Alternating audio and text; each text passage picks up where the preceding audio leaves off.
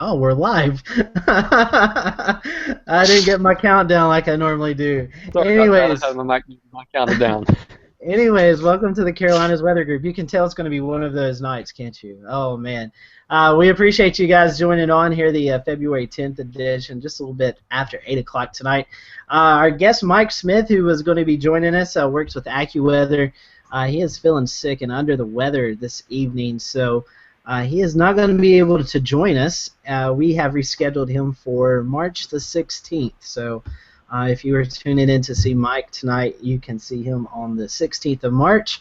But don't leave. Yeah, don't leave. We're still gonna talk weather. This is probably one of the best shows ever. We're just gonna hang loose and just talk about all kinds of stuff. You know, with Joey around, we always have some kind of good story to at least listen to. But yeah, so Mike's going to be with us on the 16th of March.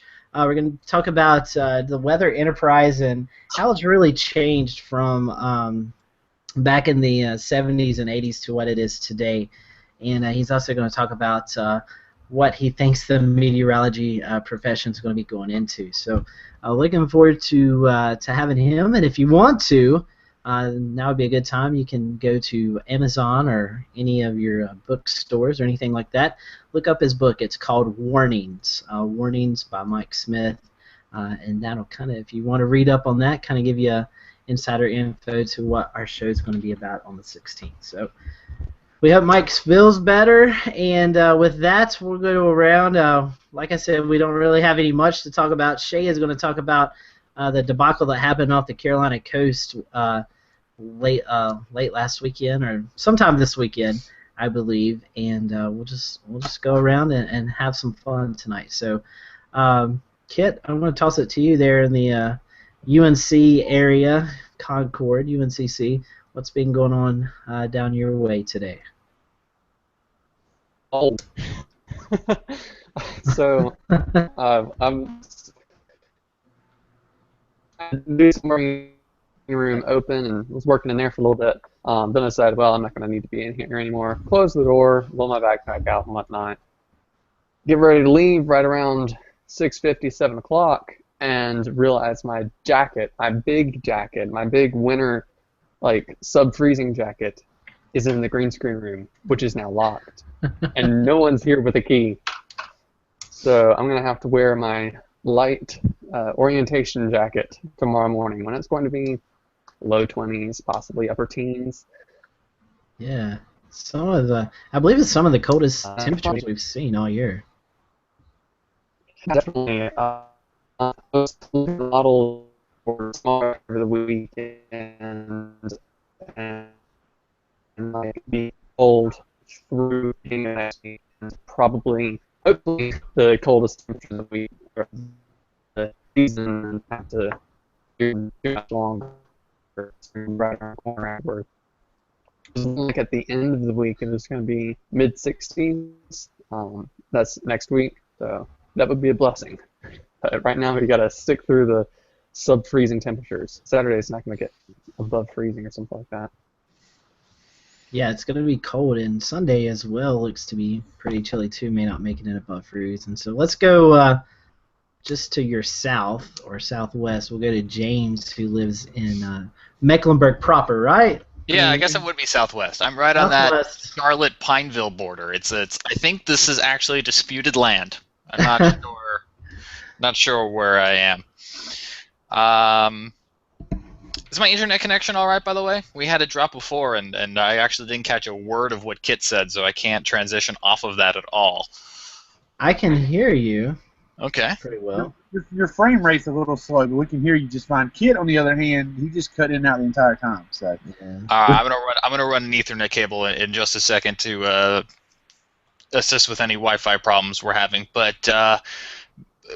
You know the cold is back here. It's a little bit chilly. I was just commenting to my wife that the apartment complex has a sign up in front of their leasing office that says "Freeze warning, let your pipes drip," which was kind of irking me a little because there's not technically a freeze warning, but I guess being weather aware one way or the other, I'll give them kudos for looking at the the 7-day or knowing that it's cold outside. But I heard that the models are coming together a little bit for a chance of some wintry precip in Charlotte proper on Monday.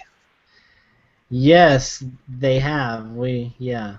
Yes, But they were. today, Yes, the they were. European model threw a little wrench in that this afternoon. So, Leave it to that European model. I know as Joey, one of Joey's rules is you got to forecast the trend. So we'll have to see if this trend continues throughout the next few days. But now it's taking the low pressure somewhere in the western Carolinas, which would probably be a heavy rain event for everyone in the Carolinas outside of the mountains. So maybe starting off as a little snow, but transitioning. So we'll see. The good news is it's a holiday, so at least some people will automatically be off the roads already. That's right, and school will already be closed, so you don't have to worry about making that day up. Well, Joey, I don't think you've seen any snow flurries or anything, have you, the past couple of days? We're going to save that to our last guy, who actually has seen some snow flurries and sleet pellets and all that good stuff. Well, technically, I did see them. They weren't reaching the ground. I mean, you definitely see them, see it falling. But there were pictures. I didn't see it less than, 5-6 miles from me, where it was actually accumulating on the ground a little bit the other day. Wow. Yeah, and I didn't see a flake one here, so I don't know. Kind of crazy. I guess one of the biggest stories out of your area, I guess it was last week now, the National Weather Service came and visited your area, and what did they determine from the storm that happened last week? They determined the exact thing that I was telling everybody to quit talking about a tornado before they got there. But, there was a reported tornado. About 1.4 miles, I think is what I measured. That's on the road, not nautical miles. Less than that, nautical miles from where I am. But reported a tornado. I went by there. I knew right away it was straight line wind damage. Either that or it was an anticyclonic tornado that had some very weird patterns in the ground. But anyway, so I knew it was straight line winds right away. They came down the next day, determined the same thing, 70 to 90 mile per hour winds. But it did take a street sign, the green street signs, with the thing. It blew it, I'd say a good 200, maybe 300 feet down the road, that was interesting. First time I've ever seen one of those just laying on the side of the road way down from where it belonged. But yeah, it was definitely straight line winds. I actually wasn't even home at the time, so I missed it, as usual. It would have happened had I been here. We all know how that works with me. So, I missed the whole thing, but yeah, that was my excitement. I will say from our buddies at WFMY, they actually had a lot of reporters down there, and I can't remember if it came from Tim or Grant's Twitter feed or one of the reporters, but actually, which I know it's fairly easy to do if you get some high gusty winds, but actually a mobile home that had flipped over somewhere in the Thomasville area. So 90 mile per hour winds. That's something that we stress here in the meteorology world is straight line winds damage can do as much, if not more, than a weaker tornado. So, and that was definitely the case there in your area. Yep, it was. It was very localized. Like I said, at my house, I wasn't here, but when I came home, there wasn't any branches out of place, anything like that. Didn't seem like anything of that nature here. It was in a very localized area, but. Like I said, as soon as I saw it, it was actually one of those ones that was it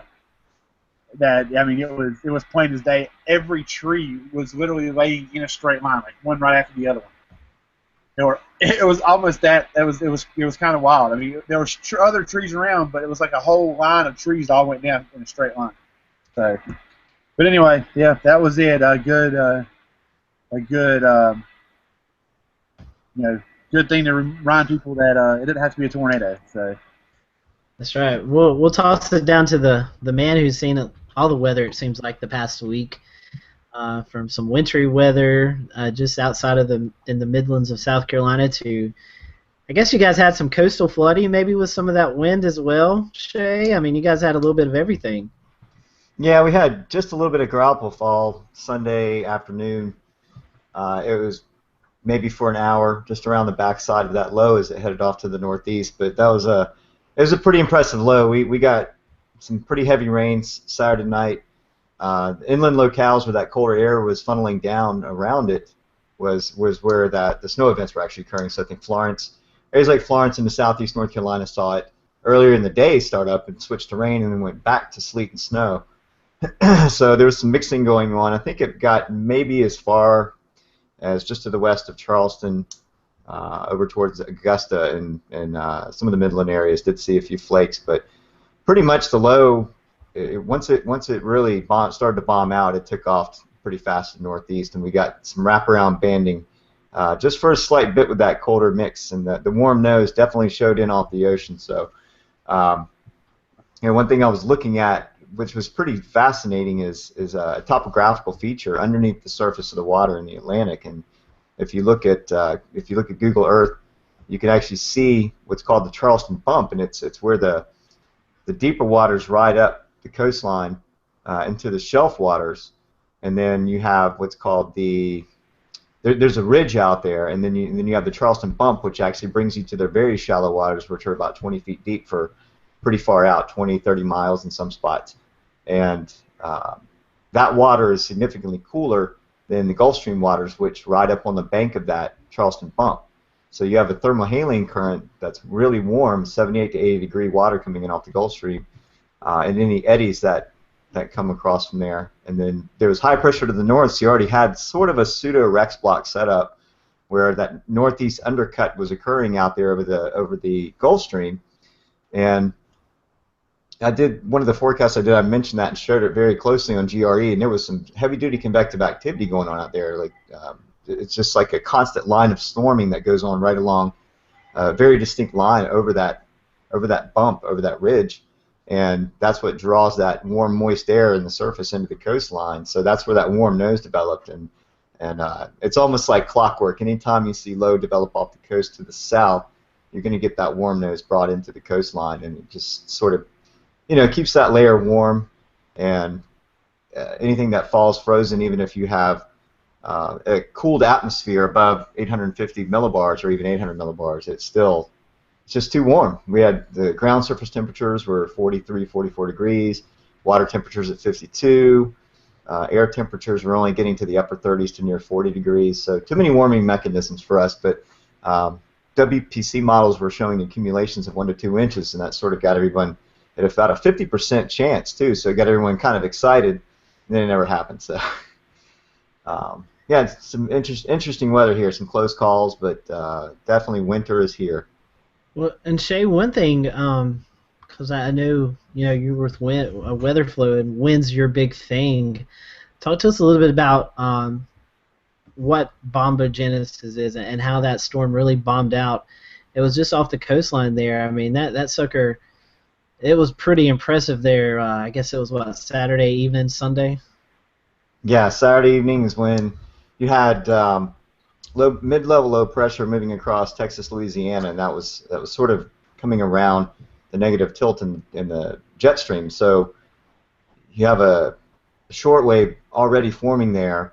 You have an old frontal boundary, and once the frontal boundary started to create its short wave off of Florida over those warmer waters, that mid-level low just transferred right around the polar jet dip, and the jet streams are what are really active right now because you have the polar jet dipping down into the subtropical jet, and there's some mixing going on up there. So where that occurs, any energy that's just to the west of that dip quickly gets pulled right over to the east side of it, and your jet streaking involved with that helps to transfer that energy very, very quickly. So you have a lot of moisture in the mid to upper level atmosphere transferring right over to a surface low, and right there where the hot spot is, that's where you're going to get your core closed off low pressure. Once it closed off, it actually took longer than I thought. I thought it would start to bomb out Saturday night. It actually didn't start to bomb out until Sunday day. But typically what happens is once you get that surface low closed off, riding up the Gulf Stream, that warm water feeds it. It's an extra tropical system. So even though there's a cold core because you have so much cooler air pulling down the mid-levels and upper levels, there's so much shear involved with that it takes a while for that storm to get its act together. And once it starts following the subtropical jet up the coastline, that's when it bombs out because all of its shear is heading in the same direction the storm, and the winds that come from it are actually, I think we had 25 to 30 mile an hour winds here, so it wasn't as bad. But if you go higher up in the atmosphere with these systems, they tend to get the winds to get higher and higher. So I mean, you're looking at 150 to 180 knots at 200 to 300 millibars.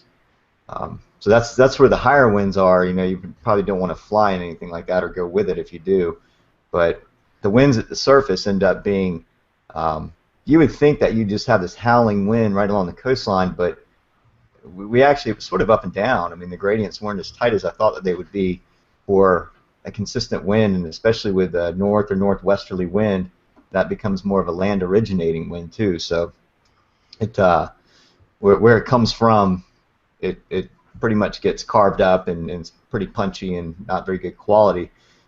Whereas a low further to the south would give you more of a northeasterly wind that would be pretty strong. But that storm definitely, where it bombed out, showed some higher winds at the buoys, ended up into southeast North Carolina and Outer Banks. That's where the winds really came up. We got hurricane force out there. So there was strong gales to hurricane force winds going on. You had some gusts up to about 74, 76 miles an hour. So pretty impressive.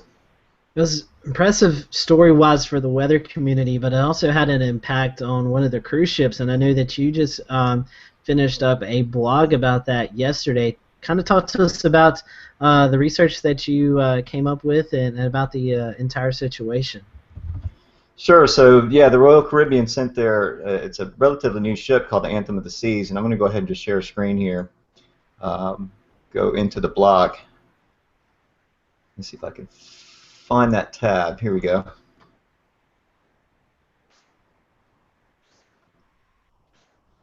All right, seeing it? Yeah, we got it, Jay. All right, good deal. Okay, so I'm not going to read word for word on the blog, but basically it left from New York to go to Port Canaveral in Florida. Port Canaveral, Florida on Sunday.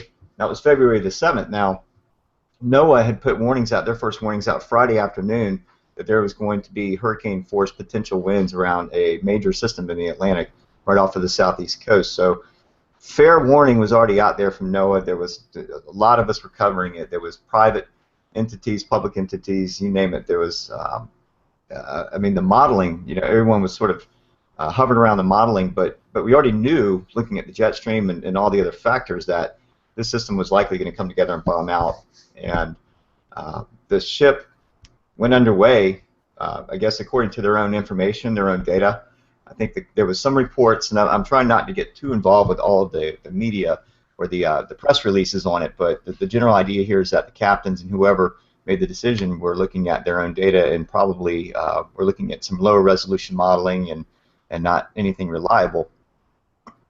So they ended up getting into a pretty bad predicament out there. Luckily, it didn't sink. There was over 6,000 passengers. They had extreme wind and sea conditions. According to USA Today, they said that, quote, that it was unexpected that the wind speeds were going to get higher than that. So they were sort of stating that it was unexpected that the winds were going to be hurricane force, but you know, by that time it's too late, so they had to deal with it. So kudos to the captain for being able to navigate that boat and get it out of that area. So, and only 4 injuries, most of them minor. Some minor damage to the ship. I think there's some glass broken, some furniture got thrown around. People are pretty much trapped in their rooms during it because they were ordered to go to their room. So it was a pretty uncomfortable situation for everyone. But the press release also states that, you know, there was some warning out there. Ryan Mao, tropical expert with Weather Bell, came out and said, look, you know, we've been looking at this for days. I mean, there was at least 2 to 3 days of warning with this system, and even more. I mean, Brad Panovich was, you know, he was talking about mid-level energies coming down to this area back on February the 4th. So, you know, it's just sort of watching everyone, and that's what we were all doing. We were all watching the system and taking snapshots and learning from it as it occurred. So here's the stage on 2/7. This is February the 7th, which was on Sunday when this thing actually got cranked up. This is from 1:50 to 3 o'clock p.m. And this is in its cyclogenesis stage. So where we had a closed low Saturday night, it didn't really get its act together until about this time, where it dropped below 1,000 millibars. So it hovered right between about 1,004 and 1,012 millibars, and this is the shot right before it started to bomb out. And you can see all the convergence coming up from the south, riding along the Gulf Stream, and then you'll see a lot of upper shear from the subtropical jet higher up.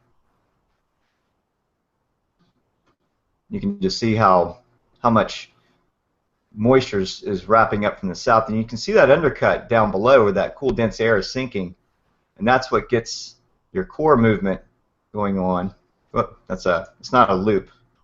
It's actually just an MP4 that I made, but you can kind of get where that rotation is starting to occur. So all of this upper level shear is pushing this moisture over the coast. What's going on underneath here is a warm layer right along the coastline.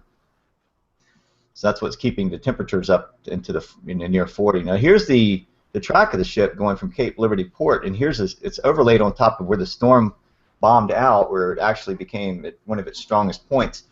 And this ship, I mean, pretty much went right to it.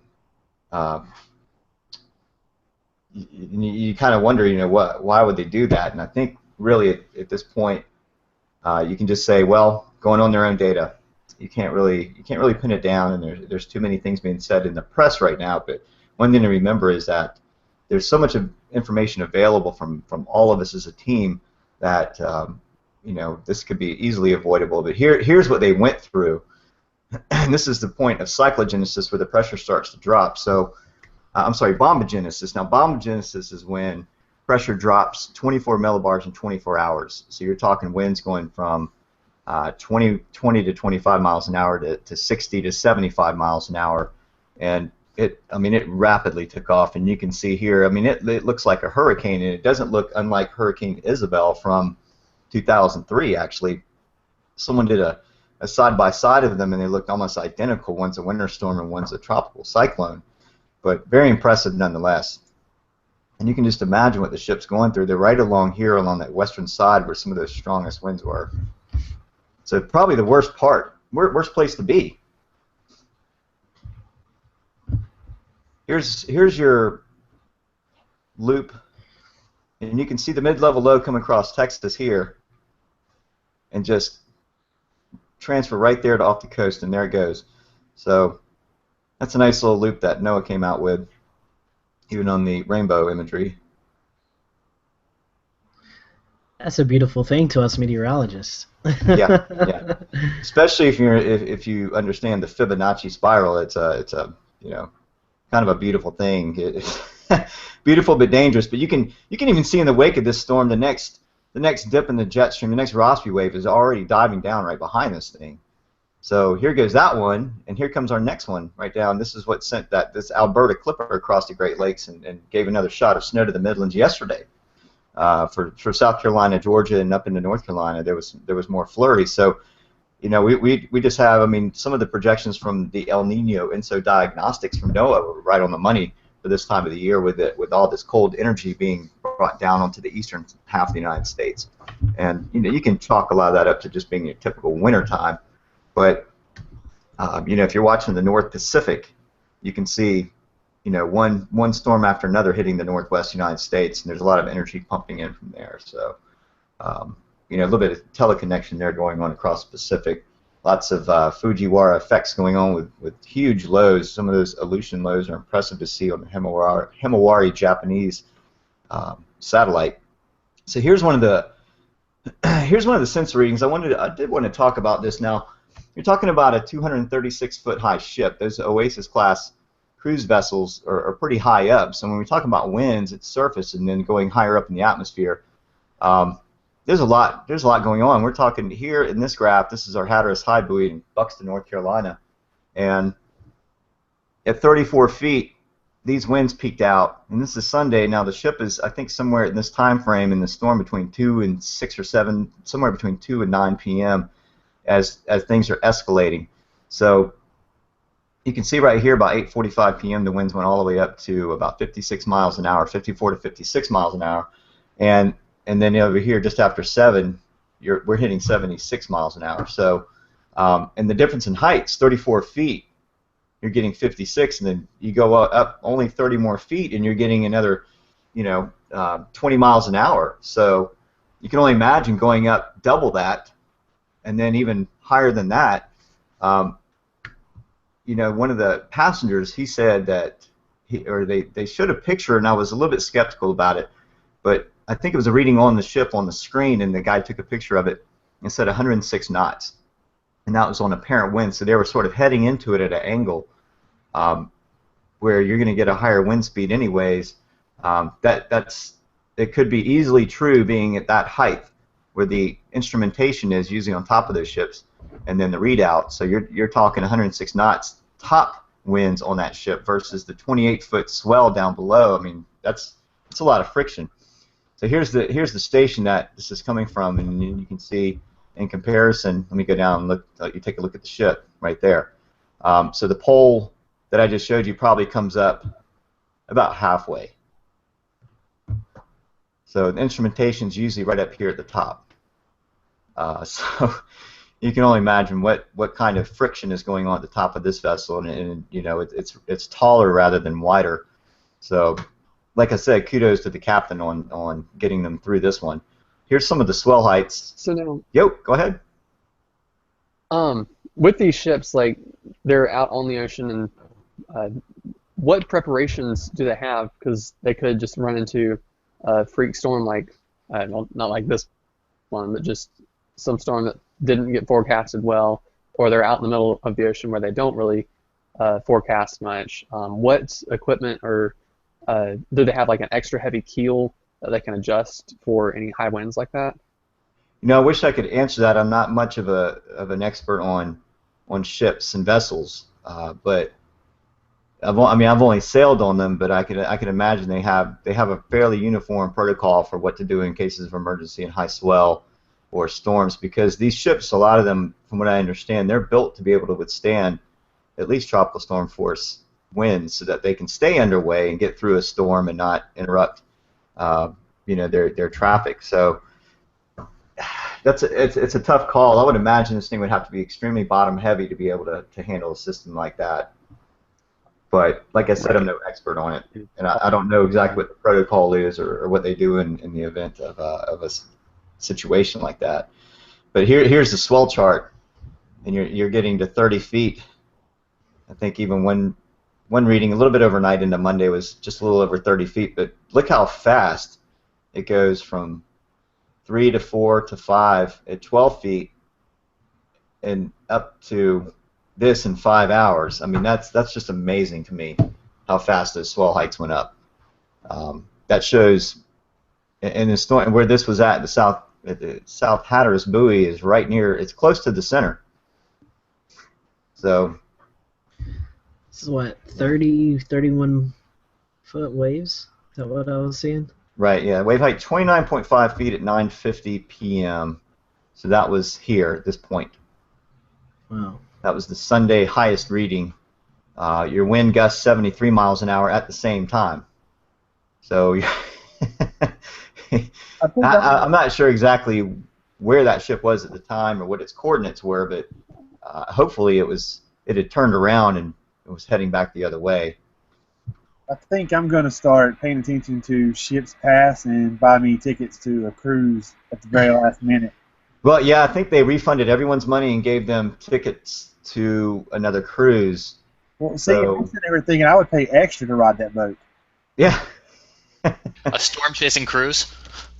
Let's do it. Exactly.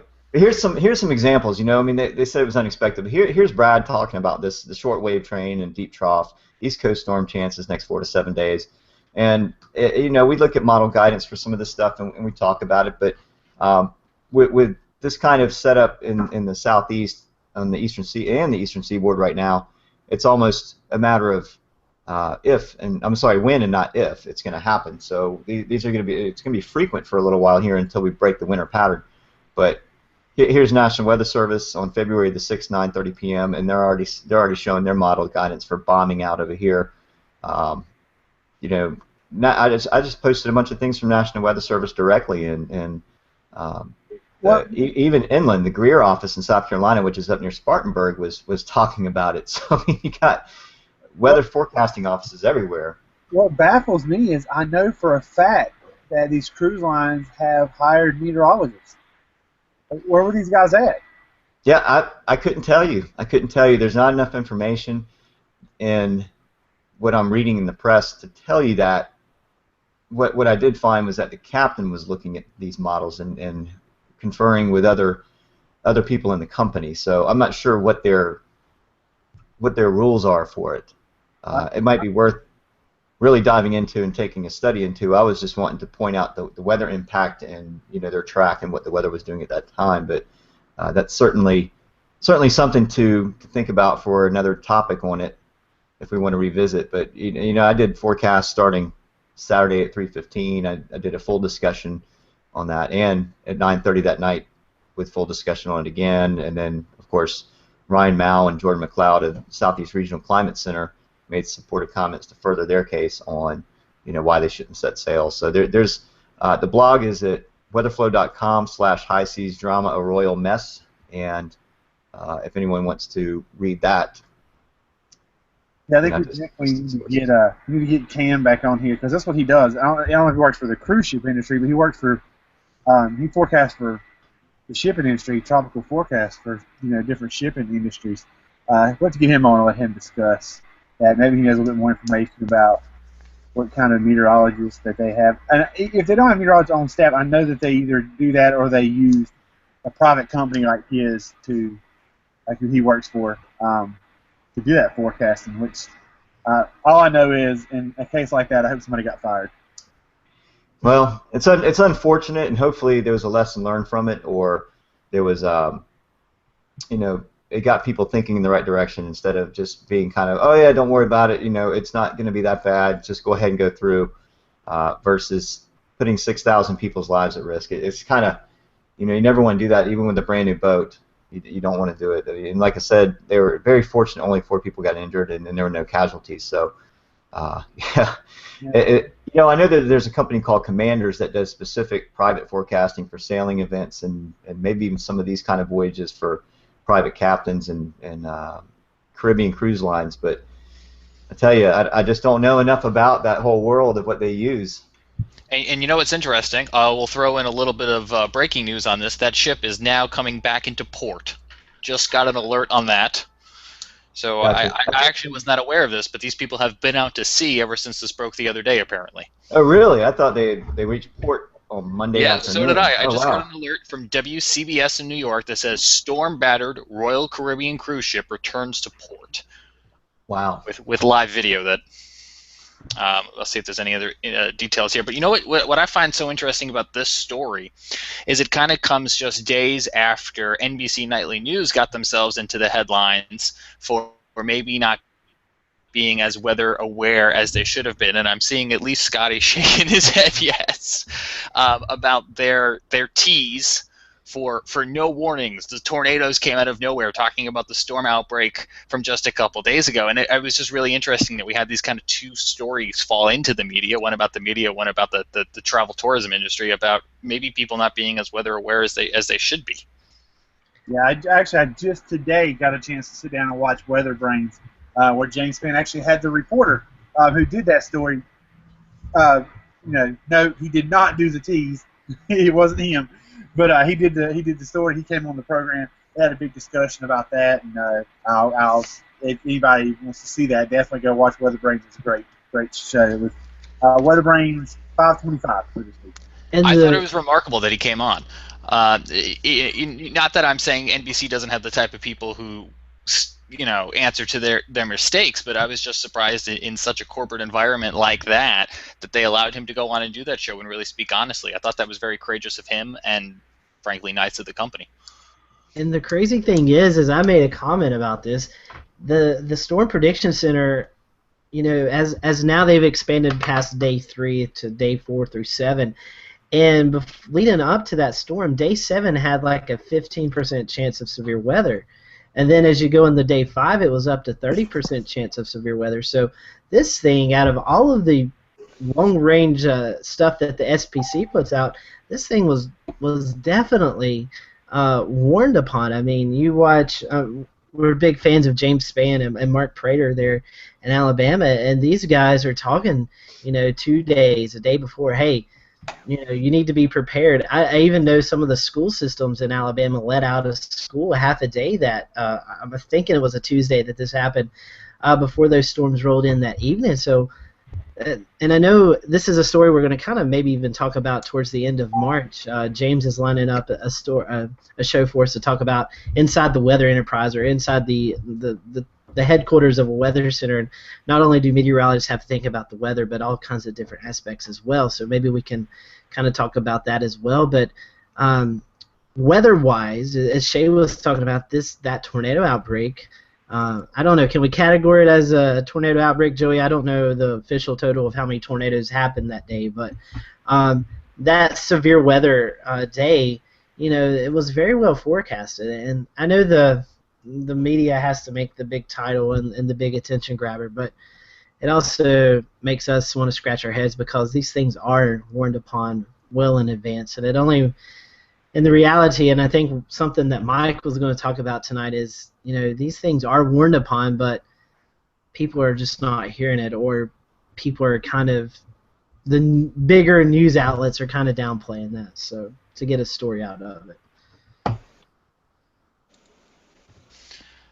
Scotty, should I take it from there and see if we can hear our guest impromptu, David Reese from Charlottesville, Virginia? I know David's getting logged on. David, can you hear us all right?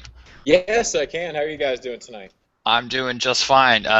Thank you for hopping on, David. David is currently a meteorologist, working in the TV industry at CBS 19. Before that, we worked together in Columbus, Georgia, WRBL News 3, and he's originally from Florida, but now he's in Virginia, where he gets to experience snow. So actually, I want to ask David about his experience with snow, but coming off the topic we were just talking about raising awareness about severe weather events that might be coming, part of David's television area, and David, you can correct me if I'm wrong, is under the office that has the privilege this winter season of doing those experimental 4 to 7 day outlooks and percentages of winter storm chances. So David, I was just curious, we talked about them previously a few weeks ago here on the show, if you've had any real life experience with those bulletins.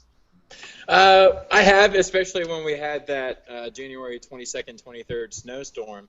I mean, we were talking about some of the most obscene totals that I've ever had to forecast. I'll be honest, like James said, I grew up in Florida. I lived in Columbus, Georgia, and then I moved up here.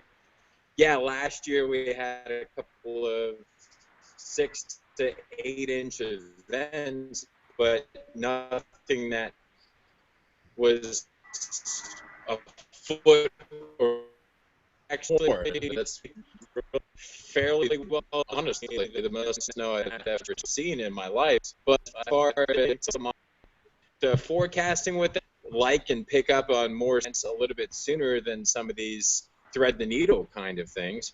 So I think just about everybody was fairly honed in on the message. Where there's some surprises, yes, here in Charlottesville we were thinking we'd stay off snow. That wasn't the case. In fact, we actually did change over to sleet, and we saw some sleet and grapple for about 5-6 hours that Friday night into Saturday morning, and that actually concerned us for lower snow totals. But then that deformation band just happened to set up right over the top of us. We actually had a report of 30 inches of snow on the northern side of the county here in Albemarle County, here in Virginia. So, I mean, there was David, I'm just going to interrupt you just a second, because if you can hear me, David, you're cutting in and out just a little. So I'm wondering maybe if we turn off your camera, or position it away from the lights at least, or concentrate our bandwidth on audio, if we would be able to hear you just a little bit better. Okay. Yeah.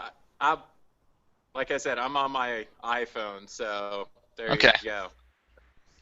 I'm not sure what the signal strength is there, but feel free, if it works for you, it'll work for us if you wanted to, just go audio only, and this way we can focus on listening to you. But while you troubleshoot that, for anybody that maybe wasn't with us when we talked about Okay, I'm just going to pop up on my screen some of the bulletins we were just talking about. So if you weren't here when we did that show, you can see exactly what we're talking about here. But kind of like the Storm Prediction Center does, this local office, and Scotty or anybody else, this is the Washington D.C. office, I believe, right? It's kind of doing these 4 to 7 day outlooks. Yeah, Washington D.C., Baltimore Yes, office, That's the Sterling, Blacksburg. Virginia. Okay. I thought it was the Blacksburg office that was doing that. That's the new one, right? The new risk product? Hmm. Yeah, it's experimental right now in the Sterling office, and I believe it'll be expanded next year to several other offices. Gotcha. So David, just to recap a little, because you were cutting in and out a little bit, and I think we've got your audio now. Are these bulletins, in the short time you've had a chance to play with them, been helpful so far, either for you or the public? Oh, I would assume so. I mean, they just kind of helped reinforce the idea that yes, there is a significant snow on the way. I mean, and for instance, let's look at what they have for Monday night during the day Tuesday. I mean, they have basically east of the Blue Ridge in that kind of medium confidence, but low impact. Yeah, it's a zone. That's what they're now. It's just really how much of an impact, how much are we going to see, kind of thing. And it's going to be interesting too, because I think the potential to be a little bit more icy. So I think that's going to be interesting to see how Sterling kind of plays with that icing potential, because I've seen them with snow back in January, but as far as ice is concerned, we haven't had too many icing events here locally as within the past year since they started using this product. So it'll be interesting to see how well they handle that, not only in this product, but also in some of their other products as well.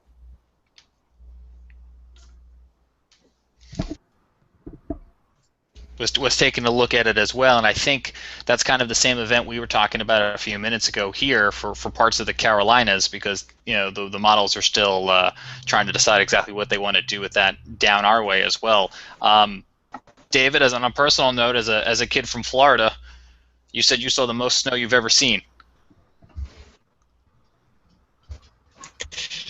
Yeah, we measured about 18.5 inches outside the station here, and I actually got to sleep at the station and was here pretty much 3 days straight, minus about 8.5 hours in which I was able to go home. But it was definitely the most snow, and it took a while for everything to finally melt. In fact, there's still snow piles out there, and it's probably not going to go away for at least another 3-4 weeks. Hey, you got to do it like a real-time meteorologist, sleep in the studio and everything. I mean, there you go. Oh yeah, that was entertaining. At least I was able to. At least we have a couch here on our interview set, so I was able to sneak on that just in case. And it sounds like you forecasted more inches of snow than you'd seen flakes in South Florida there. Oh yeah, totally. I mean, I went to school at Florida State in Tallahassee, and yeah, we saw maybe 5 snowflakes when I was there between 2006 and 2010.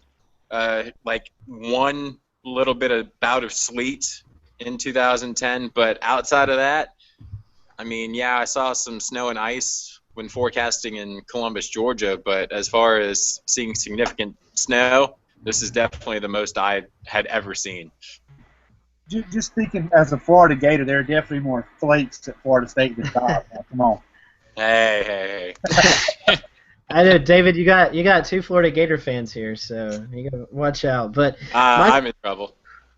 my question for you is, a lot of us here in the Carolinas, even in Virginia, I would assume, a lot of people like the snow, but people don't understand the difficulty in forecasting winter storms. And for you coming from Florida, I know you, like you were talking about, you didn't have a lot of experience in it.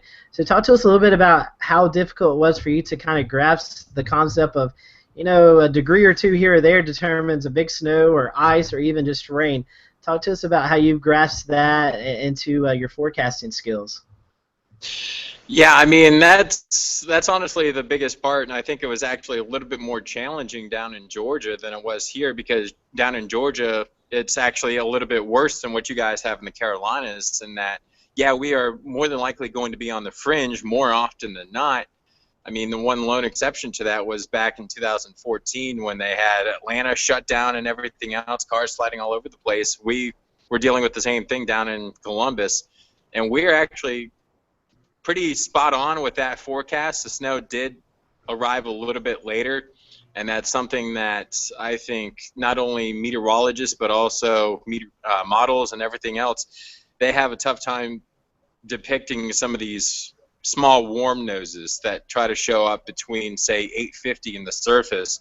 Because when I was talking about it earlier, when we had that January snow on the 22nd, 23rd, we weren't forecast really to switch over. I mean, everything, all the soundings, everything else had us below freezing the entire time, but yet we had just enough of a warm nose, around 900 millibars or so, that kind of was like, hey, we're just guys and give us sleet. So that's definitely been one of the bigger challenges, is just trying to figure out, all right, where are these warm noses going?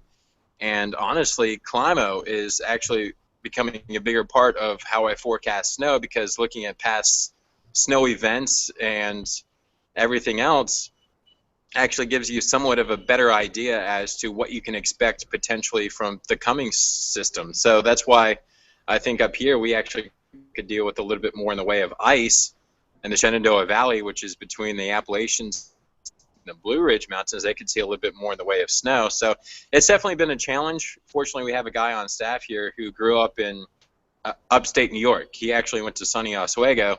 So I picked his brain a little bit when forecasting back in January about snow ratios, snowfall totals, and everything else. And I know that a lot of the snow maps look pretty and everything, but you also have to dig a little bit deeper.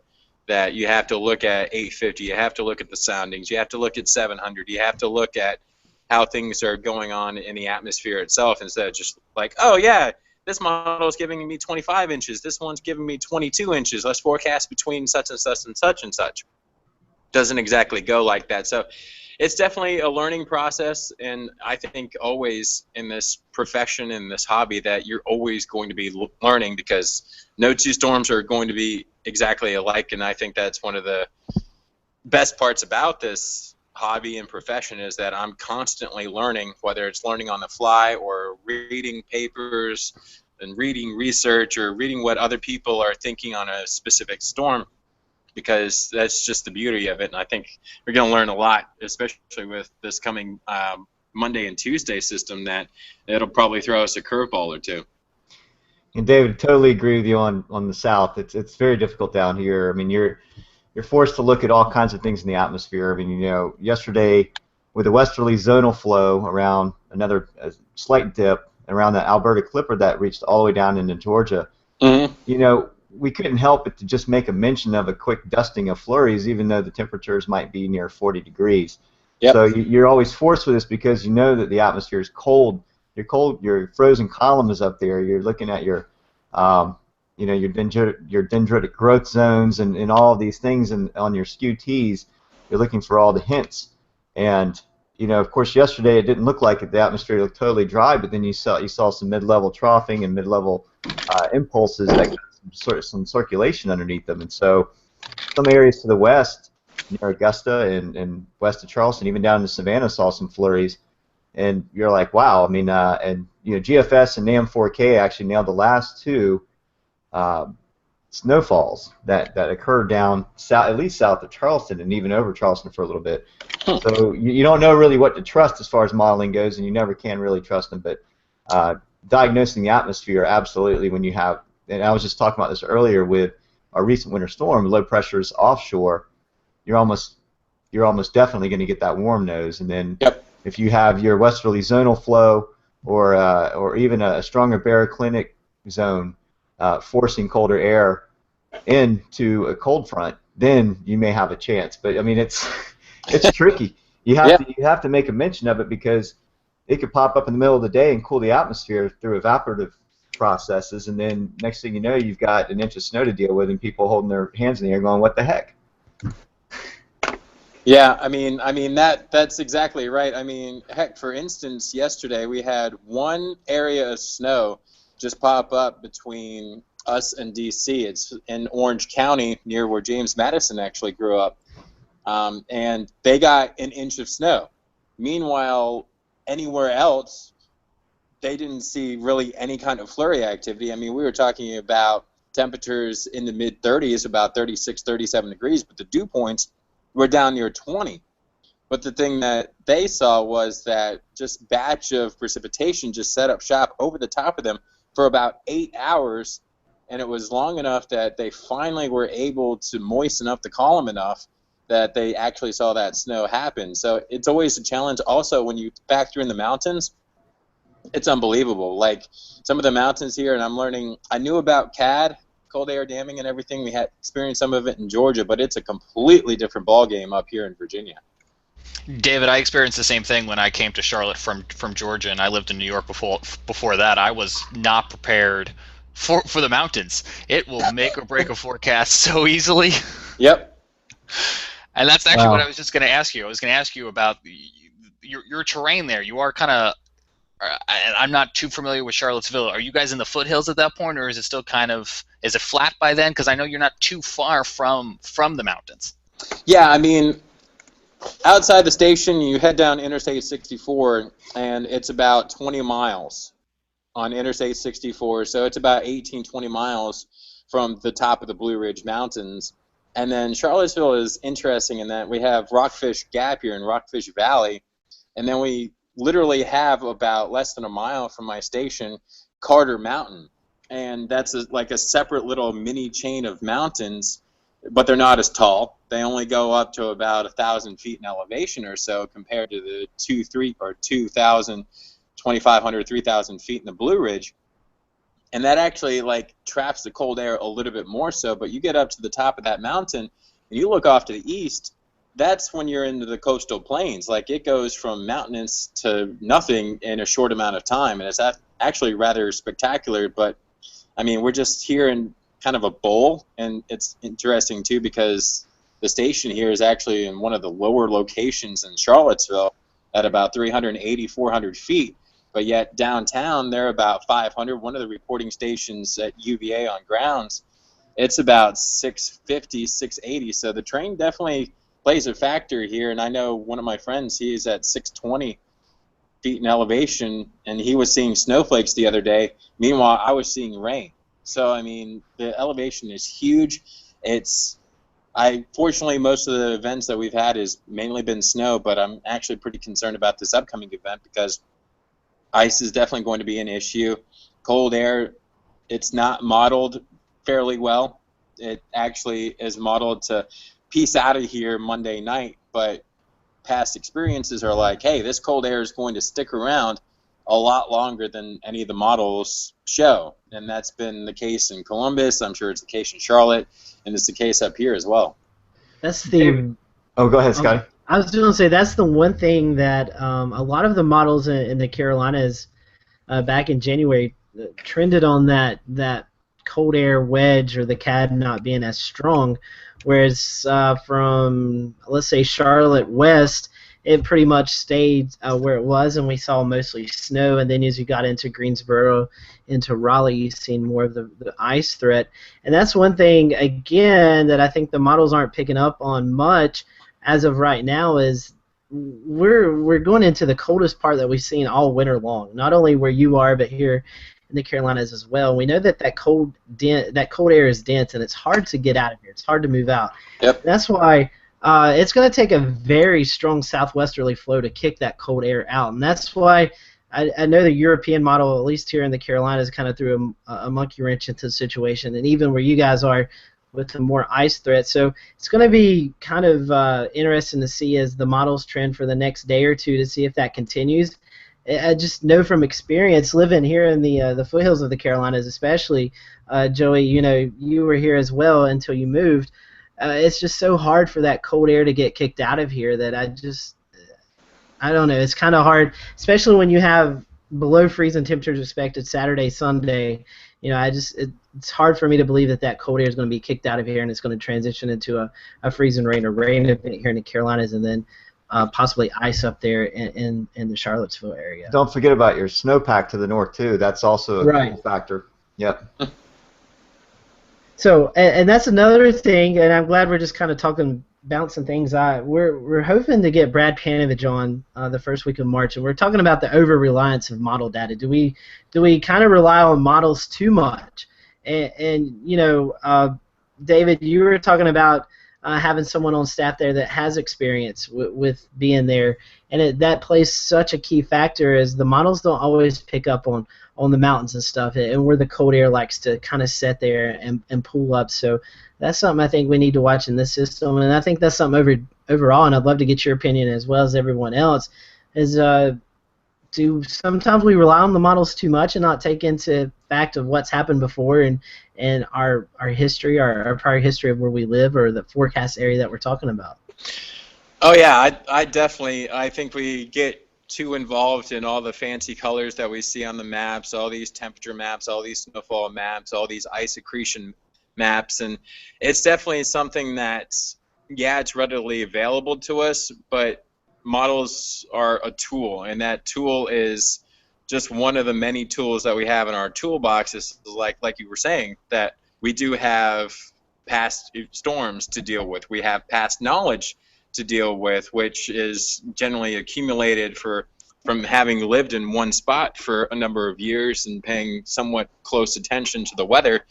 And that's why it's always challenging as a new meteorologist somewhere. I've only lived here in Charlottesville for a year now, and it's challenging because you kind of have to play catch up, and playing catch up is always difficult to do when you get here in the middle of winter like I did last year. And it's still somewhat difficult too, because like I haven't gone piece by piece through all the big snows that we've had here in Central Virginia. So it's definitely challenging. Now you probably lean on the models a little bit too much. I mean, there's still a significant portion of how I make forecasts. I mean, still a good 50%, but I'd probably put the other 20%, hey, what have I experienced since living here in the past year, because I have gotten burned a couple of times on the cold air sticking around a lot longer, or CAD situations that I didn't think would be CAD, or even flurry situations like we had back in early January. We had a wind come out of the north. Great Lakes aren't frozen over yet, and it was just long enough of a fetch that it actually got flurry activity all the way down into Charlottesville here. And the other meteorologist, he was telling me, he's like, hey, watch out for flurries potentially, and sure enough it was. So I think experience goes a long way, knowing past storms goes a long way, and using the models as well, because all of that kind of needs to go together to make a forecast. David, you brought up something very interesting earlier that I really love studying a lot here in the Carolinas, and that is your cold air damming process in the mountains. Now, I used to look at some of these forecasts, the marine forecast, and they would talk about lee-side troughing and inland troughing, and it was sort of loosely used.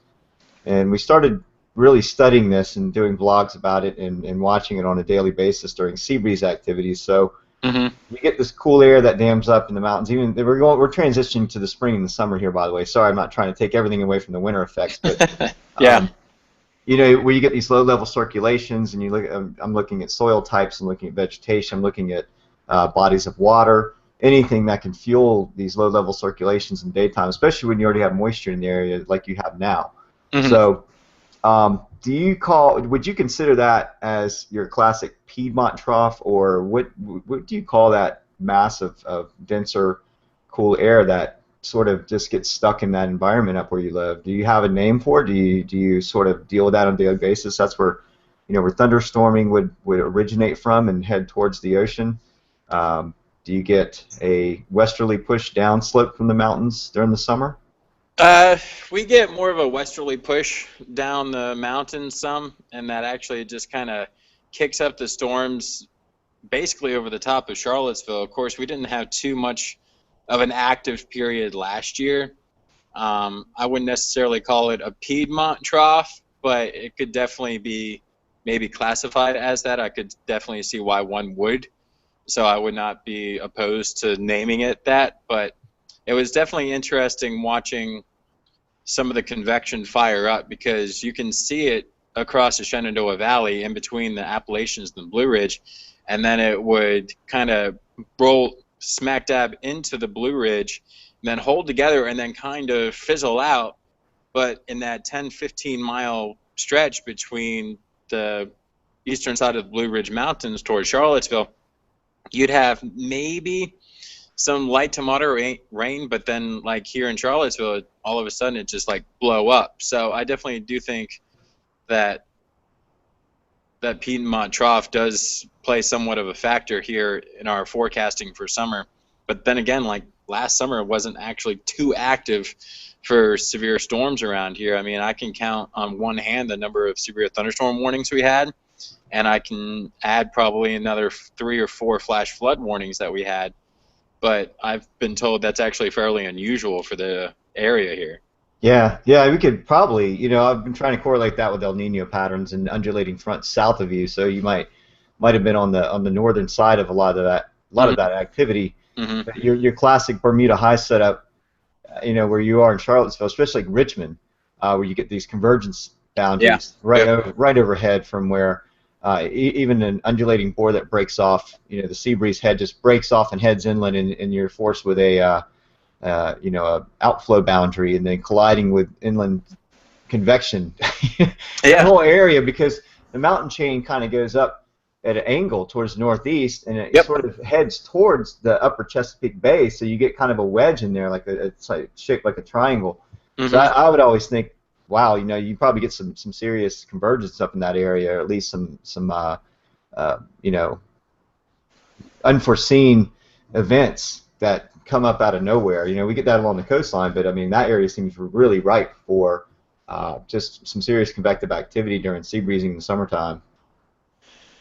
Yeah, it does, but I don't recall it too many times last summer. Again, last summer was relatively quiet, but it was interesting too, like some of those unforeseen events. The funny thing is when they had that derecho back in 2012, that it was like 50, 60, 70, 80 mile per hour wind and no rain.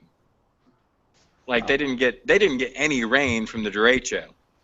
And it was all outflow boundary. It was all outflow boundary winds, and some locations across the mountains it was actually enhanced because of it rushing down the mountains, and it was fairly warm because it came down dry adiabatically, and it was just, from what I've heard, it's just unreal. It was super eerie too because again you had these winds basically come out of nowhere, and it was warned, but it's incredibly difficult too because I mean I know you guys have in Charlotte the radar at the airport there, but here in Charlottesville the closest radar is about 60, 70 miles from us. So you're not able. You're getting a higher, it goes higher up as it's raining. Yeah, so it was tougher to see like where those winds were. So when I was talking to one of the meteorologists, he was just like, yeah, it's just basically telling everybody to take cover, and there were people here that had no power for like 3 weeks. Yeah, those are super tricky, especially where outflow boundaries collide. Even if there's no convection, you can still get an undular bore that just rips through the area, and we see that a lot down in Florida. Yep. Where people say, "Whoa," that, and it's usually it can be a dry wind. It just comes out of nowhere. It comes up for 5 minutes and it's gone.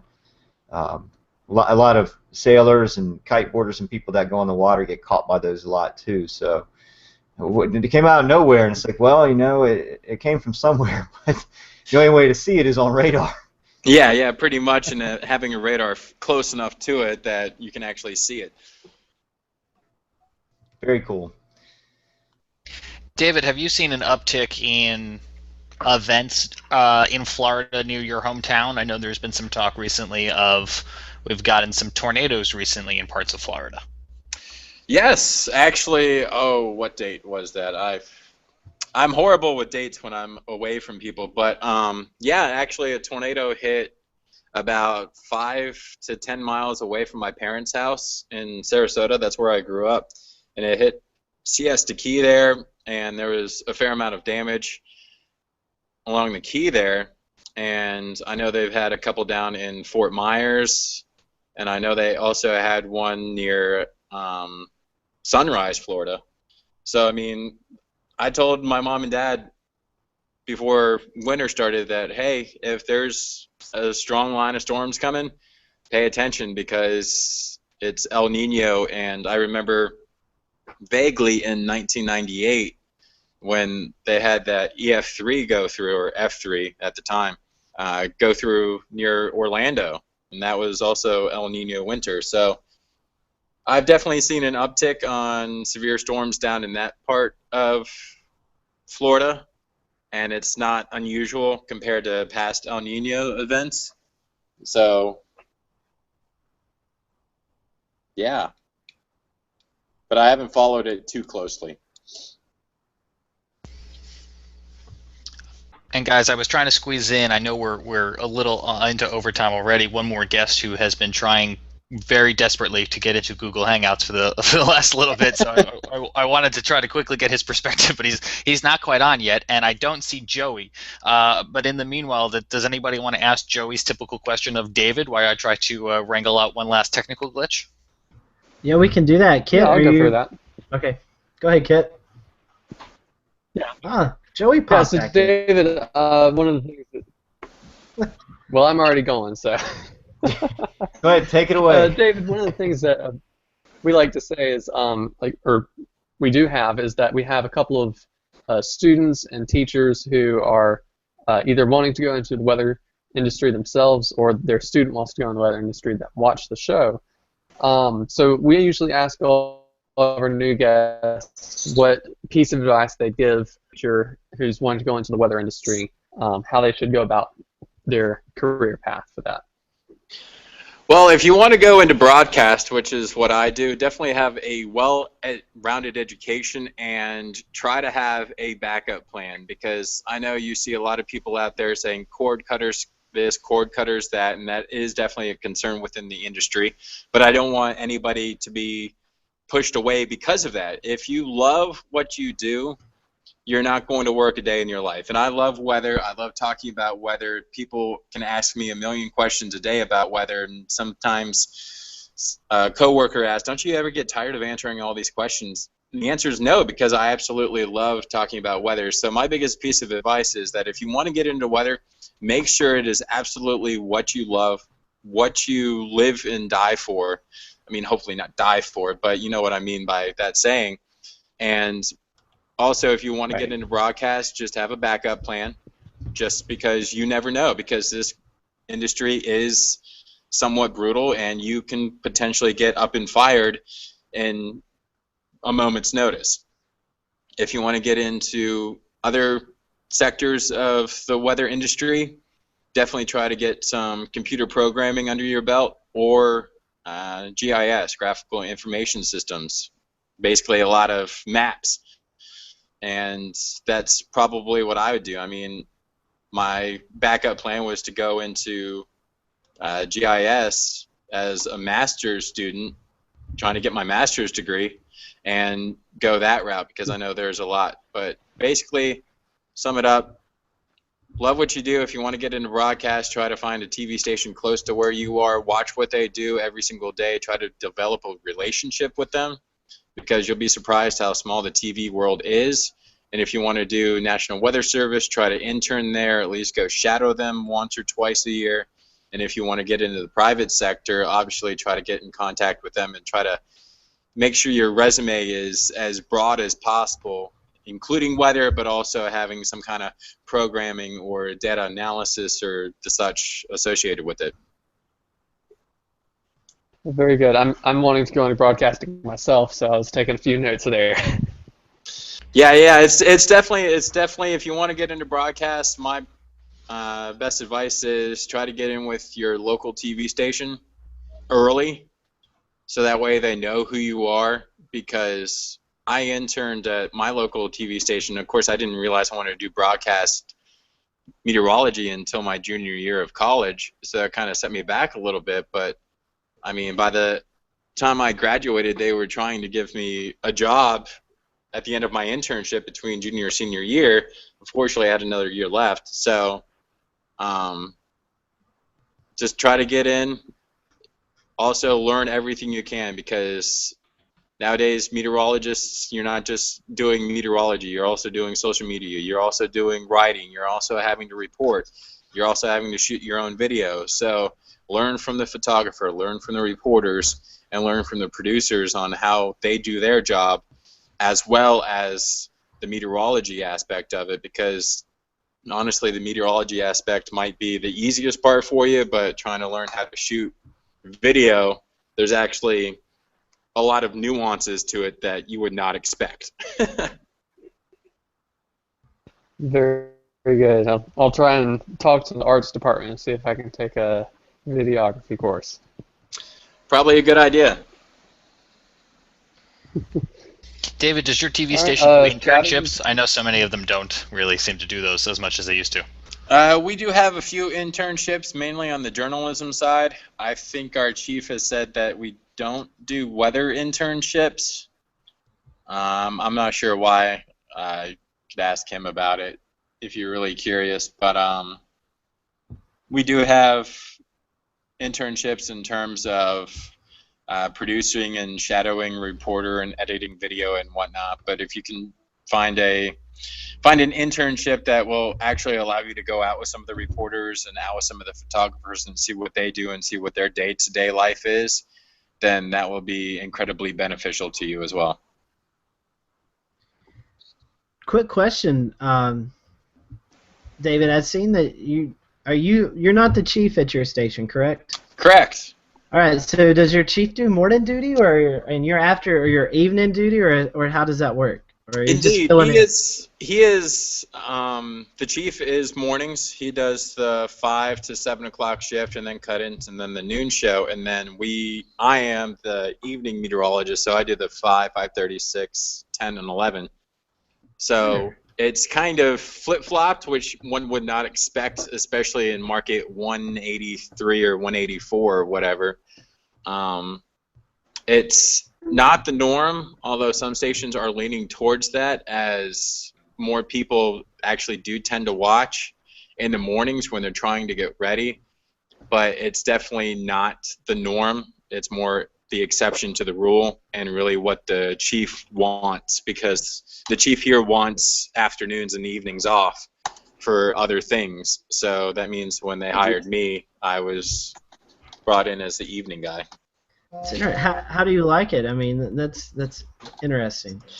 Both shifts have pluses and minuses. I worked mornings for 3 years in Columbus. I worked weekends for a year in Columbus, and I worked for evenings here for a year. They both have their pluses and minuses. The morning shift, you feel like you may have a little bit more time in the afternoons, whereas in the evening shift, to be honest, I haven't had to set an alarm in over a year. So, I mean, if you value sleep, evenings are the way to go. Mornings are if you like doing things in the afternoon, like going golfing on a nice spring or summer afternoon. But as far as like the overall setup, it doesn't bother me. I mean, he has his responsibilities, I have my responsibilities, and as long as everything gets done, I mean, it's no big deal. He has to deal with management and corporate a lot more than I do. So Right. that's what he has to do, and most management teams actually do like doing things earlier in the day. So it actually kind of works out for him to be part of some of those 8:30, 9 o'clock meetings. So that's also part of the reason why he decided to do it. Right. Speaking of people who do hiring. I'm unmuted now. Hi, Bob. I just heard David Reese. I was chomping at the bit to say I love you, David. But What's going on, Bob? not much. I'm sitting here with Carmen Rose, our meteorologist who took your spot, and she's working right now. Speaking about working longer shifts and working on stuff, she's working on a weekend events planner right now, and she was actually trying to get a hold of David Reese the other day, but he was quite busy, I know, with the snow and some other scheduling stuff. I've been a little busy up here. Bob, I'm going to back up for just a second because anybody who's watching live probably wants to know what the heck is happening. So, late edition here. He's been trying to get on, and we appreciate his time. This is Bob Jeswald, Chief Meteorologist at the Media General soon to be combined with Nexstar station WRBL in Columbus, Georgia. And just like I kind of read off some resume highlights of David, Bob has been all around the country, including working out west in Phoenix. And at one point, as you may have guessed, Bob, David, and I all worked together. So it's a little bit of an improv reunion here, guys, on your Wednesday night webcast. Excellent. Bob, what I wanted to ask you, and I guess we have gone into OT here, but you are very active in your community with running and other events, and we're in that time of year where it's very cold outside. Sure. And I don't know if this is just a personal question, because my wife has taken to 5K running, which means she goes running at 6 a.m., 7 a.m. in the morning when it's very cold outside. Yes. So as a runner and as a meteorologist, what's your advice here to kind of balancing staying fit in the cold? Well, especially where you guys are located. You guys are in the Charlotte area, and obviously it's a bit colder up there than it has been down here. You know, our coldest readings we've had so far this winter has been like 23.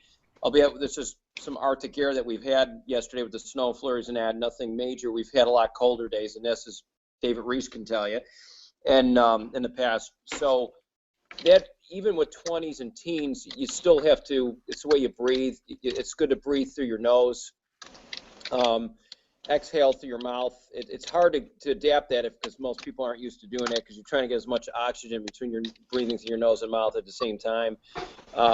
It's just something that runners have a tendency to do. It's not good to overdress either, but you do want to be able to kind of wick up and sweat and keep heat in, especially with that kind of cold that you're talking about Chelsea running in.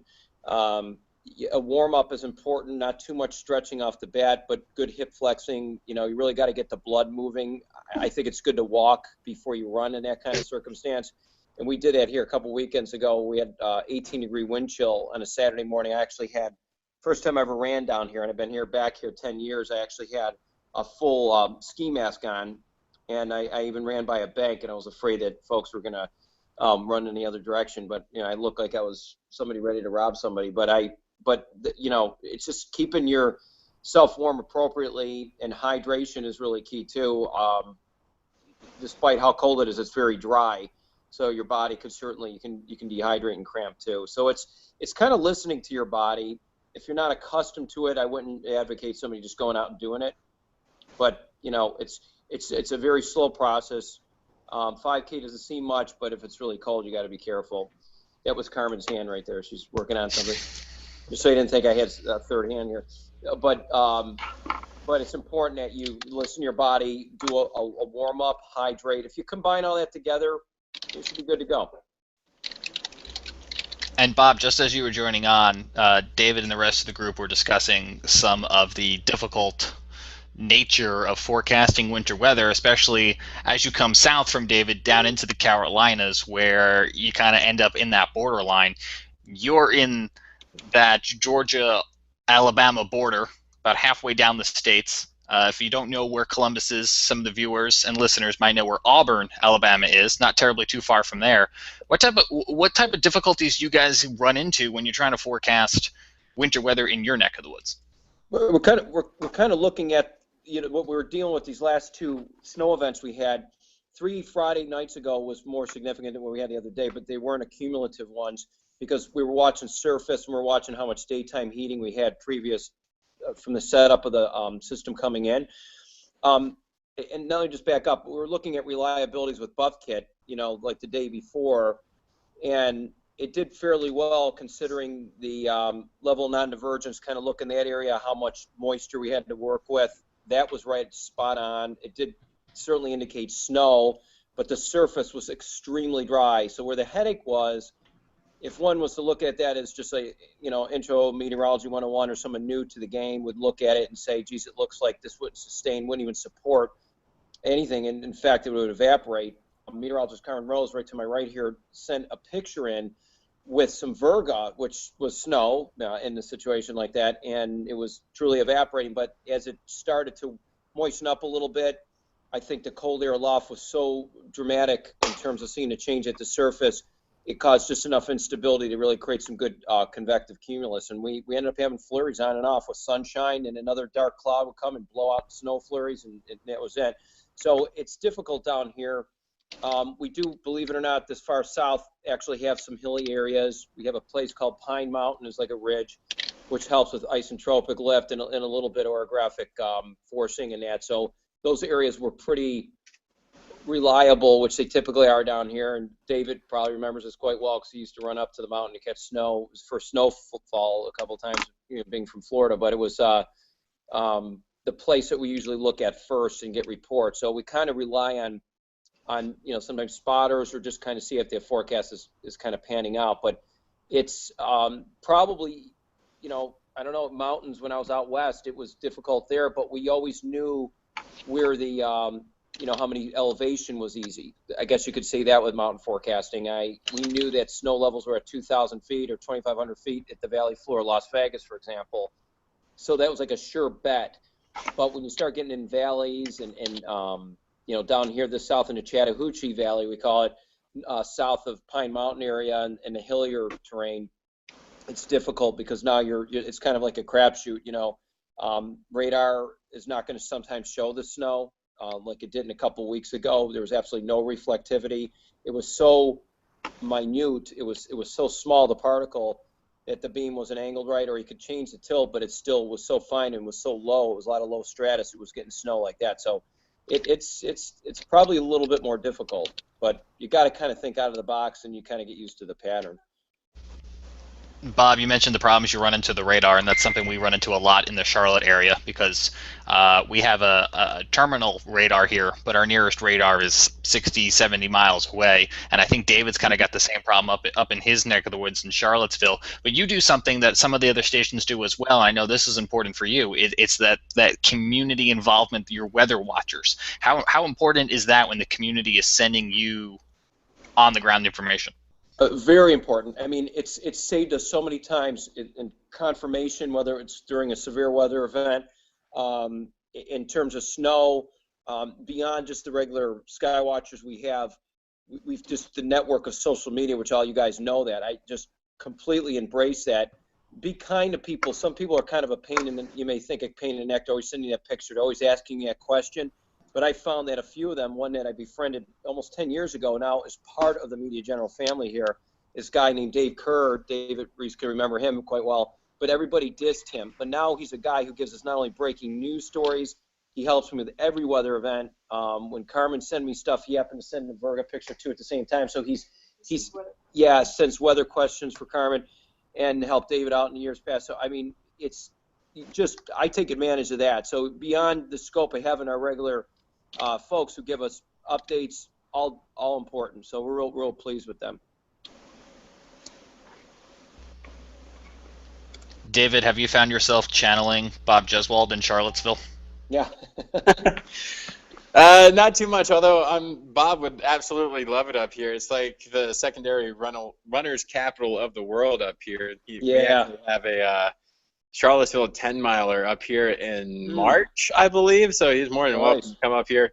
And it's a lot more hilly than where you are, Bob. Yeah. Just a heads up on that.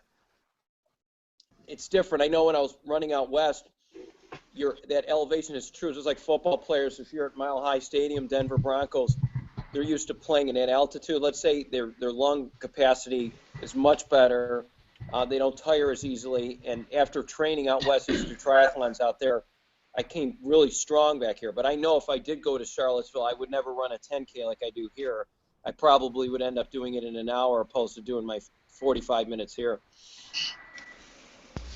Bob, one of the things we were talking about at the beginning of the show, and I know this is something you've had some battles with, is being weather aware, not only with the community but also with government officials, and you just mentioned sports, and that's what kind of reminded me of this because we have some guys on our panel who do work with groups to make sure that they have a weather sense. And we were talking earlier about some of the recent things involving the cruise ship off the Carolina coast that ran into that winter storm. I know even in your community where you are now, that's kind of a battle you sometimes have when you're trying to make sure your community officials are weather aware. Can you speak to the importance, the experience you've had with that? Yeah, and your timing is perfect. And this is, I always tie this into David Reese now. Something I always wanted David to do, and he started working with VOAD. And VOAD's a local, works with emergency management agencies, public, private sector, all these different entities in town, and we call it the Chattahoochee Valley Community VOAD. And basically, what it is, it's a good place for everybody to get together to understand about situational awareness and like, preparedness, response, and recovery, weather, God forbid a terrorist attack, whatever it may be, but there's a lot of weather that's with it mainly, and that's kind of what we do a lot about early alert, and to make everybody aware in that kind of stuff and help share that information. And disaster relief, when we had the 2011 tornadoes, we certainly weren't impacted like they were farther west, but we did have some great impacts up in northwest Georgia. That year we had tornadoes in April. Dave Reese can remember that. We've had one as late as November, EF2 zipping through our viewing area. And having this Chattahoochee Valley community outreach has been essential for us to bring together, all these different counties around the surrounding area and our viewing area, all the stakeholders becoming more prepared and making them self-sufficient in these situations. And being a local meteorologist, it's good because this gives us a lot of ability to have good contacts in the community. So when we do get in a situation like that, we don't have to wait to get confirmation, this and that. We're part of them. And they go to us as a source. And at the same time, they're a great source for us, too. I wish we would have had them during those years when we had pretty active tornado seasons. And now we have, like, our weekend. And one gentleman was talking about, the shifts and weekend meteorology and stuff, and the chief doing different shifts. If you're the weekend person or someone else and you have that extra time, or during the week they don't have you doing some stories or whatever, it's a good opportunity to reach out and tap into this. In fact, if you contact these guys, they're looking to try to, because we have Homeland Security involved in this as well, and they really encourage other cities and other counties to get involved, and you can start one up, and that would be a great little feather in your cap in some other state where you're at. And they may already have something like this, but they're trying to get it going. And I would really almost advise that to be part of that board and, meet once a week. Carmen will go over there because I can't do it. I do believe David can weigh in. I think Reese did it. Maybe he did one or two of those, if I recall. But anyway, it's a great way to engage with other communities and entities to understand what kind of emergency preparedness they really need and where they lacking, and that helps us do a better job at reporting it.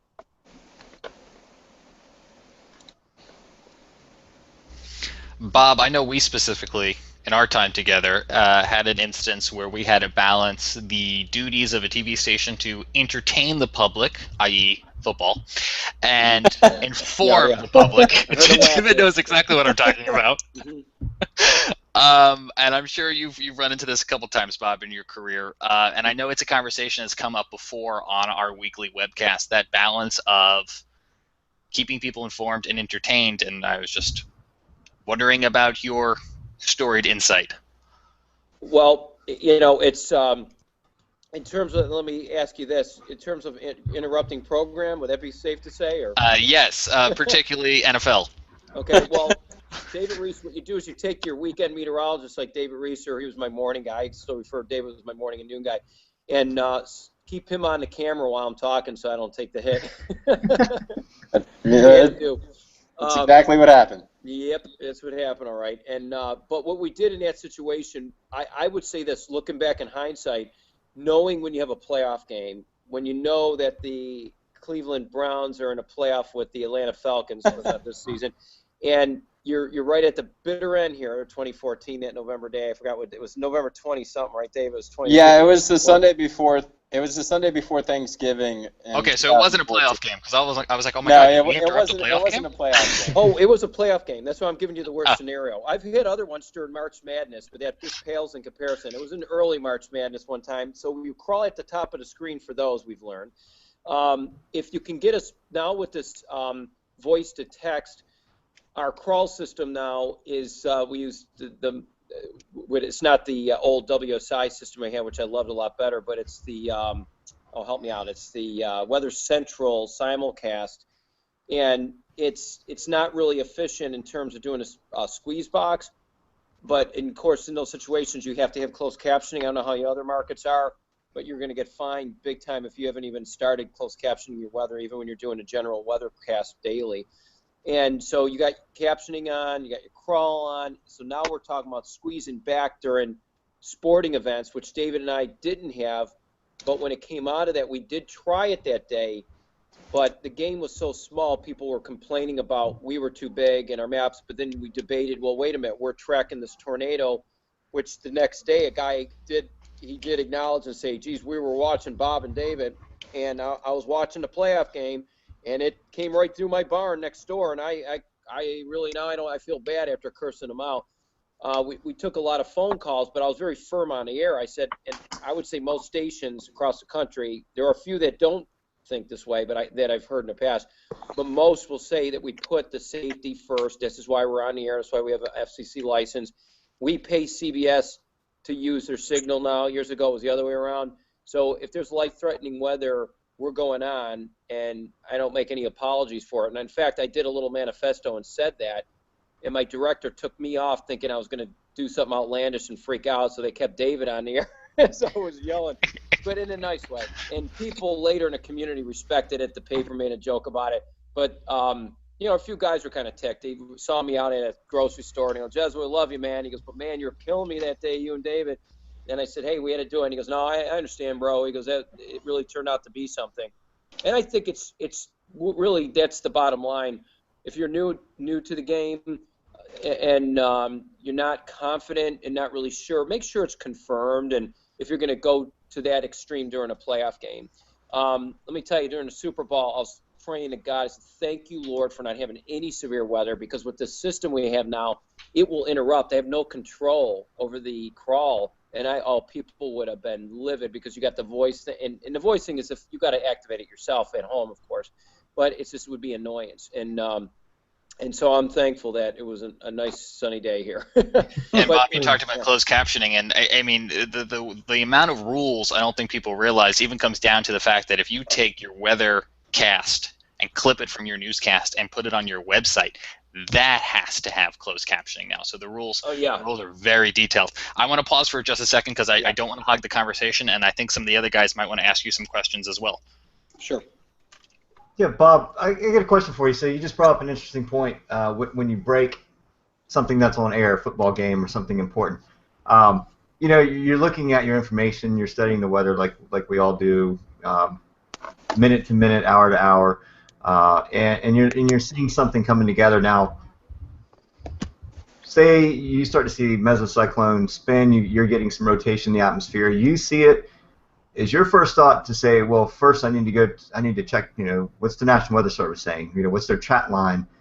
Is there any kind of chatter going on amongst the National Weather Service office that's closest to you, and before just going on air and talking about something, or do you sort of at times do that on your own? Well, I would say a couple things to back up. What I would first always suggest, there's no reason why, and I keep throwing David in this because David and I just had such the best system. He was so good. I mean, David, I don't like to treat him like he's a novice at this anymore because he's not. But when he first started, David was so receptive to what we were doing. We knew, and I still do this, I will let everybody know a couple days before the newsroom that stuff's going to hit the fan, or the setup is there. Just the setup. Doesn't have to turn out. And that's part of the preparation. So if you're by yourself, it's much harder to make those calls. And when David was coming in out of Florida, and he was real big on radar, and he loved watching radar, and he learned a lot about it. In fact, he probably did more than I did when he was here because he became like the radar guy. That it really helped, and now I had to retrain new people here, so I got back into it again, and so it's helped me out to get refreshed. But the chat is critical. In fact, I didn't do chat, and I'm going back. David started here in 2011. 2010. Or 2010, my bad. Sorry, September or October 2010. October 2010. 6 years ago.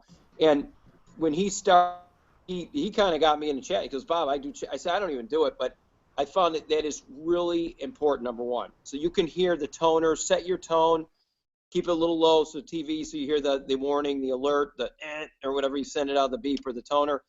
It kind of alerts you to, okay, what's going on. Secondly, you get a good person on that radar and let them drive that radar. Literally watch it so you're focused on, what are you doing next on air? You're helping to post on social, and then David's seeing rotation, and your radar guy goes, Bob, take a look at this. Look at the influence. Oh my God, look at the velocity. Now we got CC now, which is great, correlation coefficient on these upgrades. We got the other debris. It's another one. It does particle size and everything else. I forgot the name. I should know. I've used it once this year. But anyway, it almost does better than correlation coefficient if you're in an area where it's not picking up debris or something, or a debris ball. You can have that person look at it. I say that with the good eye of someone who knew that was David's first job, but he got to the point he was so well trained because he kept taking advantage of every time there was severe weather. He was always looking at radar. He totally got velocity. He knew exactly how this thing worked. We were so good at it to the point where we would go on and start the ball rolling, because in our station we have a process. We can't just go on air, and a lot of stations and big corporations are doing it now, where you have to go to a centralized broadcasting place to get you situated, so they give you control to get on air. You must also, because your companies are going to wonder about budget, you don't want to frivolously have closed captioning up all the time. So we got to watch, at least know things are hitting the fan. We see tornadoes outbreaking to our south. These lines are moving north and east. I'm going to call closed captioning now to get it out of the way. So you're all prepared. So when that happens, you know that you're not only have NWS chat confirming, which usually happens, and you can ask those questions, has anybody seen? And you're going to, 9 times out of 10, they're going to answer it for you. You won't even have to go on there and chat. So that gives you your confirmation. And I don't know how many times David and I, we got on maybe sometimes literally a couple minutes before the warning was issued. And that gave us the advantage as being our first alert weather team, and real proud of that. I kind of carry that same now with the staff now I have. I have the benefit because after David left, it took 2 people to replace him. So I got a 4th weather guy and Carmen, and my morning guy now, he's older, he's kind of retired, he's been in the market a long time, so he doesn't really engage as much, but I got the other 2, and we're doing that same kind of philosophy, and it works really well.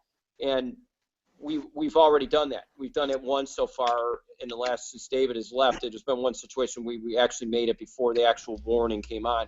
It's not often, but the more you practice at it, you're going to know. It's like anything. You're going to know how to read it.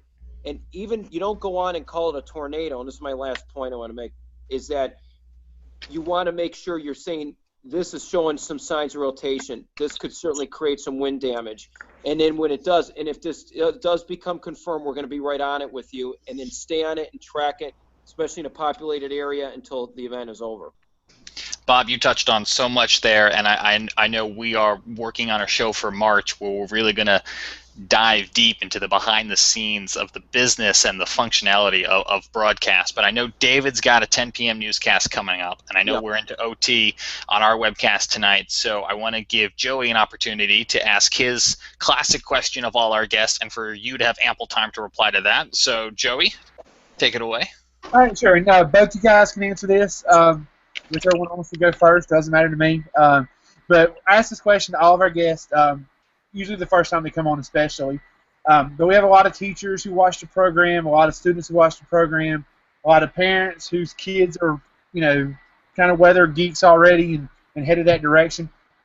Excuse me. So my main question I always ask is, if you could give one piece of advice to that parent who's trying to bring their kid along into the weather, into the weather program, or or even a student who's looking forward to his future in weather, what's the one piece of advice you could give them? Is that to anybody, or is that? That's to you, Bob. Oh, Great, okay. Go first.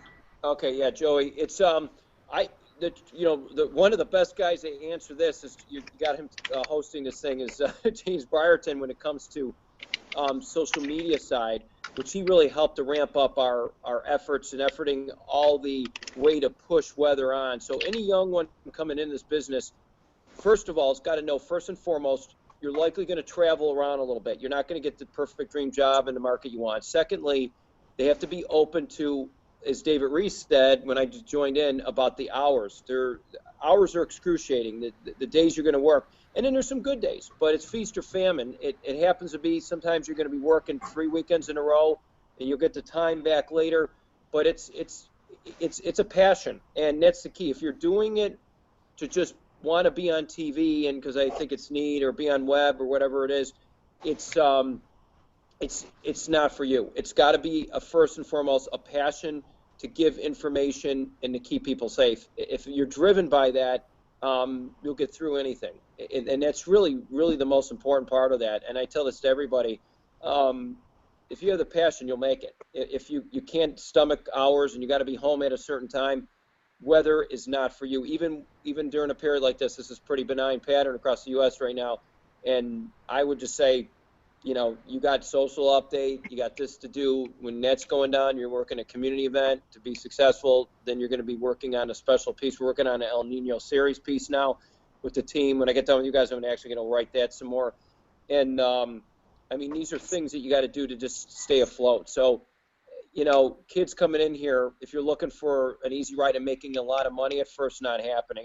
I'm not that I'm making a ton here, but I'm probably the last few at 51 years old this year, and been in this business for 27 years going into. It's just not. It's changing. So if you're looking to get rich quick, and if you're looking to have good hours, you're fooling yourself. That's what I'm saying. You can make it to those big markets and make some money, but you got to work hard at it. That's really great advice. David, you got anything? No, I'm good. So I love David. Man, a few words and saying he didn't have to say much. He touched on. Yeah, I think David touched a little bit on it earlier, and I think the takeaway there was get in early and start experiencing where you can. So, Bob and David, thank you for hopping on. I really appreciate it. I know the rest of the group and the audience does as well. Thanks for having us. Thanks for having honor and privilege. Thanks. We will have you back, and I'll hand it over to the rest of the guys if they wanted to wrap things up. Scotty, you're muted. Yeah, I was going to say it would help if I'd unmute myself. Yeah, guys, thank you so much for coming on. Our original guest was sick tonight, so we appreciate you guys jumping on, and hope to have you both on. Great information there. I would love to have you guys back on for the full hour and hour and a half, however long we go. So big kudos to you guys for jumping on at a moment's notice. We appreciate it. Yeah, no problem. I would like to give you guys the opportunity before we sign off to, we were just talking about social media. If you want to give out your Twitter handle or Facebook page or anything like that, I'd love to give you guys the opportunity to do that. Go ahead, Bob. Cool. Want me to go first since I'm on the far right? Left. David Reese is on the far left. We'll give the seniority to Bob. Oh, okay, there you go. Okay, it's B. Jeswald, just B Jeswald, WRBL. But you can just find, if you just put B. Jeswald or Bob Jeswald, you'll find it'll pop up for Twitter, which is great. I'm on Instagram as B. Jeswald, WRBL. Facebook, I have two Facebook pages, a community one, Bob Jeswald Community, and Bob Jeswald Chief Meteorologist is like all meteorology driven. Another one, so there's two of them. So you can, one's a like page and the other one's a friend page. Very good. All right. Cool. And David? My Twitter handle is @WXReese, REESE. It's basically Weather Reese. You can look up the same thing on Instagram, although I'm not huge into that unless it's during running season, in which I post pictures from when I go run. And you can also join me on Facebook. I do have a page, Meteorologist David Reese.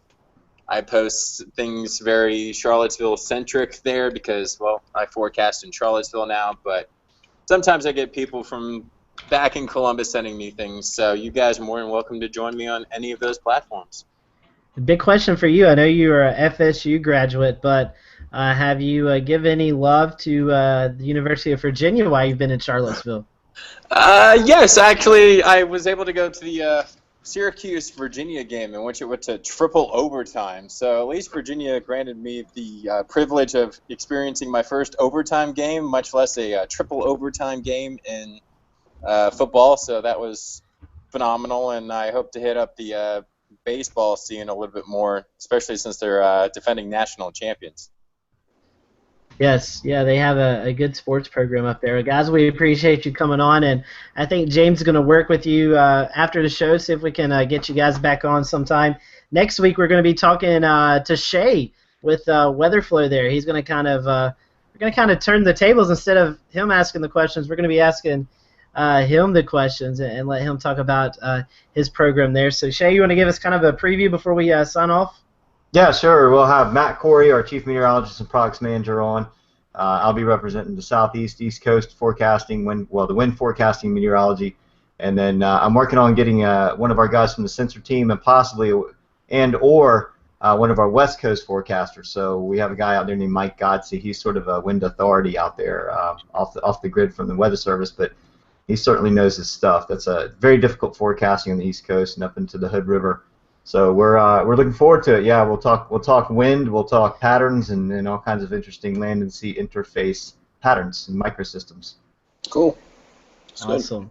All right, guys. Well, again, if you were tuning in for Mike Smith, he will be joining us next month, March the 16th. Mike Smith with Accuweather will be with us then. So we hope he does get better. And until then, I hope whatever area you're living in here in the Carolinas, if you get snow, rain, icy mess, I hope you all stay safe. And until next week, we will bid you farewell. Have a good evening, and make sure you tune in next week. Thanks.